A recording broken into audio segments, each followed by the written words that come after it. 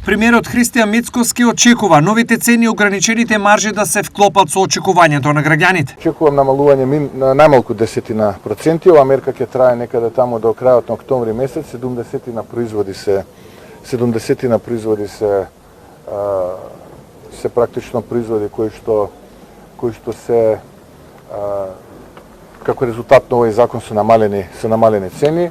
Во периодот кој што следи ќе продолжиме да ја ажурираме оваа листа во зависност од потребите на граѓаните. Ќе потсетам, производите не се резултат на шпекулативна мерка, туку се резултат на анализа и теренски анкети водени со граѓаните кои производи се најкористени во овој период од годината.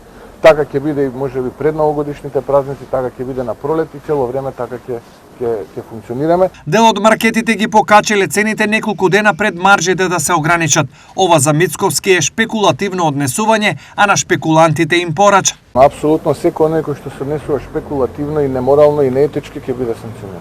Мицковски најави раст на платите за јавната администрација, но покачувањето треба да се случи идната година. Па ќе има предвидено и тоа во рамките на буџетот. Имаме на работна верзија која што ја досредуваме во периодот кој што следи оваа недела.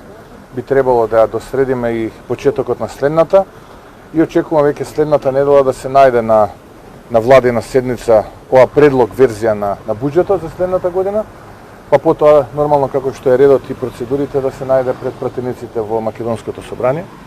Така што предвидени се раст на платите и во рамките на образованието и во рамките на некои други од другите институции во зависност од можностите.